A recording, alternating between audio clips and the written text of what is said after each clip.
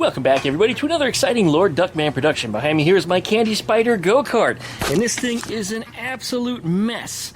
And I've been working on some of the rear suspension components. In fact, here's one of the trailing arms right here. And, well, we're trying to figure out how we want to mount these things, and I talked about it in one of the earlier videos. And some people said to me after they watched me and I had discussed how I wanted to do it, that was probably the wrong way, and that I should, make my pockets or mounts a little bit deeper. And I just think that's silly. It's not going to be stronger. It's going to make the cart longer than what it needs to be, and this trailing arm is actually longer than the stock one anyway. So I've already increased my wheelbase, and that's not really what I wanted to do here. That wasn't the goal on this thing. Anyway, let me show you exactly what we've done here, because a lot of people just don't want to believe it. And of course, for all my small engine needs, we would go directly to the HIPA Store. Hinges, who is the HIPA Store? The HIPA Store is an online company that sells quality parts for all lawnmowers, chainsaws, and other outdoor power equipment, and even has some stuff for go-karts. Right now, the HIPA Store is giving away free goggles with sign-up. These are really nice quality units that will keep your eyes safe while in the shop, or even if you're on your go-kart or if you ride a dirt bike. Check out the HIPA Store from the affiliate links down below in the video description, because when you support the HIPA Store, you're also supporting the creation of my videos here on my YouTube channel. Special thanks again to the HIPA Store!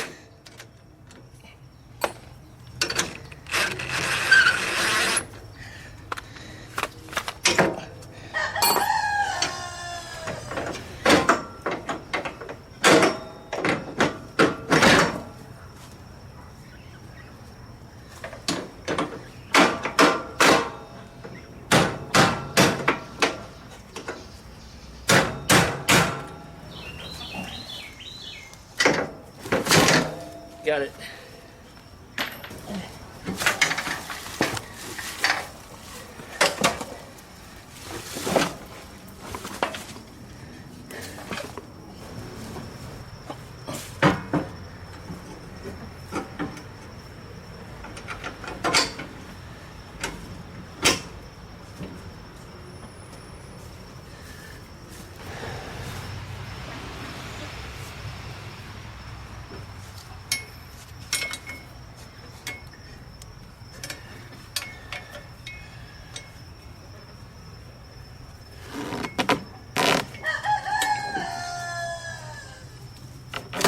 Oh, shitty bungee cord.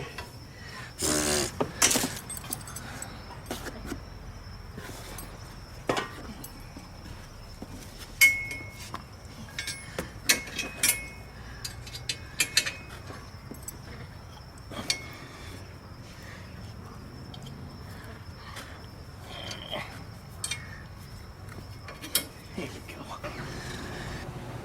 Yeah, anyway, Cheeky's coming to check out my work. You like that work there, Cheeky? There's the trailing arm in place. Check that out. Now, I know it's not attached in all the places it needed to be, but it was very, very easy to take this bar that you see right here, cut about an inch or so out of the bottom of it, cut it off from the top, and just move the whole bar forward. Now it's in line with the one next to it. As you can see, they're parallel to each other. And I just have to make another pocket for the bottom in here. Now if I remove those pockets, or extended them, or made new ones, nothing will be as square as it is right now. Right now these are great starting points for mounting the trailing arms to get started, so I can figure out where my baseline is and then make my adjustments off of that without any modification. And in fact, there's another pivot hole down there. I wonder if that's good for anything. You know, maybe we can experiment putting the arm down there. I don't know why I'd want to, but hey, it would shorten the wheelbase about an inch or so. Yeah, I don't know. Something to play with. Now, this thing, I may have an alignment issue, and there's no adjustments on this at all. So when I build that pocket, rather than just make a hole through it, I think I'll make them slotted, so that way this arm can be moved back and forth, and I can figure out where my alignment is going to be. These bushings that are in here are rubber mounted, so the one that's in the pocket there does have a little bit of give, and that's okay, and that's good, because, like I said, we can make an adjustment on this as need be. We're not going to do an up-down adjustment because I'm not too worried about things like camber, because really there should be no camber adjustment on this at all. It should just go straight up and down from the way I've got it set up. Anyways, this is it. There's the hub on the end there. There's the wheel that I might be using temporarily. These things are a little worse for wear and the tires don't hold air too well. But I'll stick it on that hub there and show you what we got. Now this is a 4x130 Volkswagen wheel pattern, and this is a 4x137 wheel pattern that's kind of like what you find on a Can-Am. They're side-by-sides, UTVs, you know, what have you. 4x110 is probably more commonly found on four-wheelers, although some UTVs use it also. 4x110 happens to be what goes on the front here. They are different sizes, front and rear, which is really annoying. But anyway, if I want to mount that on there, I'm going to need an adapter. But a 4x130 to a 4x137 probably doesn't exist because they're kind of oddball wheel patterns. Yeah, just not something you'd find on a whole lot of vehicles. So anyway, what I'm probably going to do is either we will re-drill holes in the wheel, or, what I would prefer, re-drill holes in the hub. So that way I can set it up for 4x137 or 4x110 if I really want to go nuts. It wouldn't be a bad idea to do that either. So that way I can put pretty much any wheels on this that I wanted to, including Volkswagen Beetle wheels. So yeah, this thing could actually roll technically on the street using Volkswagen Beetle wheels. They might be a little big, a little heavy, probably not the greatest thing for off-road, whereas a big balloony tire like this would be. But yeah. Anyway, this should function.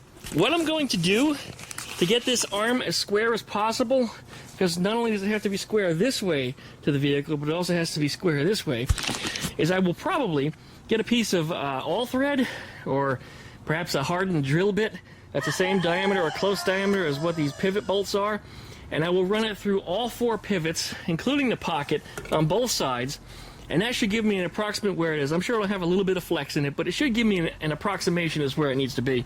And after that, I can use a builder's square and, you know, just arrange the rest of it. It shouldn't be too hard after that. The pockets I could make myself, but I got a feeling I want to try the Send Cut Send service. So I might just have those made, because from what I drew out and what I tried to price, it's cheap. It's really cheap, and it's just going to be really easy for me to just bolt it on and weld it. I mean, you know, that's it. I might just give it a shot. And their turnaround time's pretty fast, too, from what I understand, so I might just give them a shot. So I'll do some drawings on that and come up with something.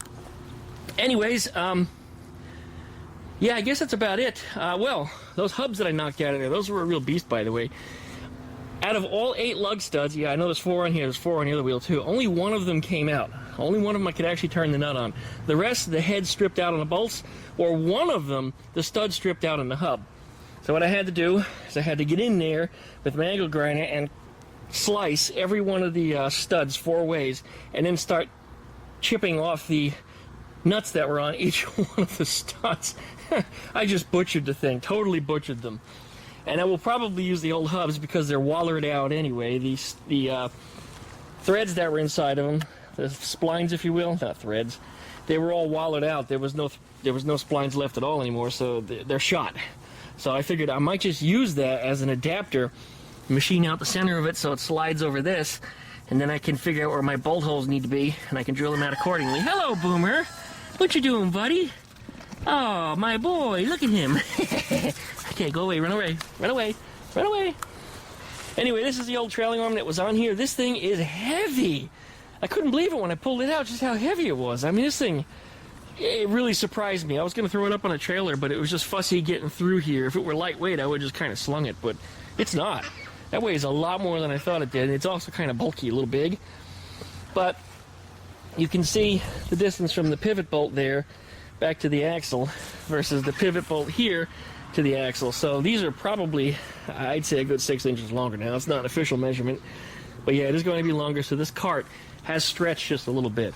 And I don't want to make it any longer, and had I have lengthened the pockets like some of the people said, that it would have actually pushed the arm back even further. So yeah, we're not going to do that. Anyway, I am just happy with the way this played out.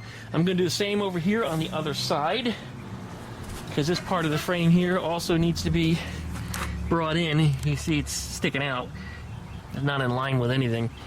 So anyway, I'll get that set up. But we're going to cut this video short this week, and why are we going to do that? That's because right now, while you're watching this video, I'm probably sitting at the Rare Air Car Show at Five Flags Speedway here in Pensacola. This is our biggest show as far as pre-registrations are concerned that we've ever had. We have 170, I forget, almost 180 pre-registrations. And normally our shows are only around 100 cars, and we have that many pre-registrations, and we still have the rest of the week to pre-register. By the time you're watching this, you're already registered. And on Saturday morning today, while you're watching this video, we're also getting the day of show registrations of people filling out the cards and paying with cash. So this show is just... I'm probably pulling out my hair right now, and I can guarantee you I'm already into rum and cola first thing in the morning. I built the whole registration system and judging system that kind of ties up into that. So out of all the things that I do, web programming is probably... Well, I mean, that's what started off my career before I ever started doing YouTube stuff, way before. So the YouTube stuff translated pretty well because I was already doing media anyway, but yeah, yada, yada, yada. I'm kind of rambling on. I'm getting a little tired because I just have so much more I need to do. I need to clean Ruby. Ruby is sitting over here. I need to get Ruby washed up. Ruby is going to be polished and shining and ready to go to the car show. There are 9 Type 3s in our car show. 9! Anyway, for the few shows that I have been to, there was only one. And every single time I got a trophy just because I showed up. So anyway, now I actually have to like work for it. So Ruby's a working girl. She's gonna be going to the show. She's gonna be all polished up. I'm gonna get this grime off of her. I mean, look at that. That's just a lot of buildup because I haven't washed her in over a year. Yeah, she's look at her wheels all covered in brake dust. Up front was the worst. Look at that. Yuck.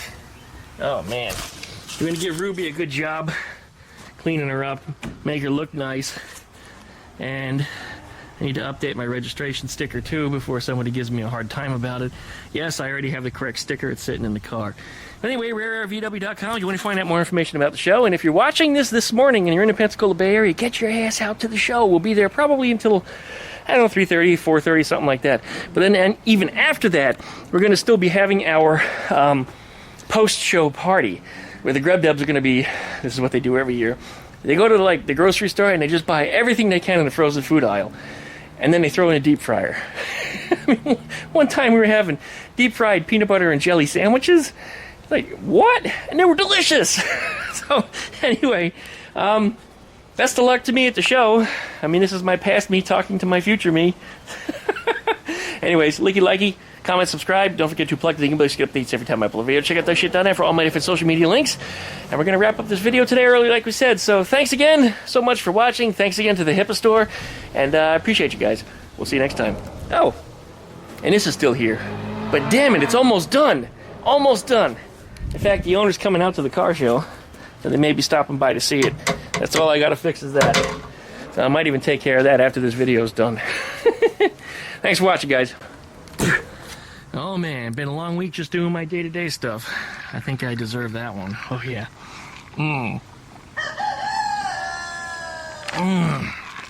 Rum and cola, hell yeah. Alright, before we go back, look at how big these guys are. They're as big as Boomer now and they don't even have all their feathers yet. Yeah, you two are monsters. You're absolutely huge. 7 weeks old. And you're still not fully grown. You're going to be way bigger than Boomer when you're done growing. Because these are Pekin ducks. They get quite big. See, there's Boomer right there. See, they're all the same size. And I'm pretty sure they're girls, although one of them humped me this morning. did the same kind of butt rubbing stuff that he does, and then a little squirt happened at the end of it. I don't know if she pooped, farted, or what the hell happened, but yeah, she was getting her little diddle on me. 7 weeks old. Aren't you a little young for that? You don't even have all your feathers yet. Sheesh. Some kind of ducky pedo stuff here. All right. Cheeky's in the wrong house eating the food. Mama's out here playing. There's Frosty. Fluffy's in her house there, and I got the boys locked away because they're misbehaved. Can't lock them together either because they beat each other up. Well, Biddy does anyway. He's up here right now. Biddy, you're a jerk. Wait, get the camera. Come. And his son isn't like that at all. He's a real pushover. Don't know why. Maybe it's because I gave him more snuggles versus Biddy. Biddy I spoiled too much, but Peanut I held on to. I guess I kind of restrained him in a way that he's used to being handled differently. Biddy, I gave him free rein. That's probably why he thinks he rules the yard now. What you doing there, Fluffster? And she jumped in the window earlier to join me. And she had to lay an egg, so she likes to go in the bed. Here's the pepper plants. I've been picking off the ones as they get ripe. As soon as they start turning orange or yellow, I pull them off then because I like the flavor of them when they're fresh. We've got more flowers, man. We're getting even more peppers going to be growing out of these things. Very successful this year. All I had to do was stop listening to everybody else. All right. And then I got to finish mowing around here. Season's about to change and all the grass is going to die anyway. All right, well, I guess that's it for today. Thanks for watching, guys.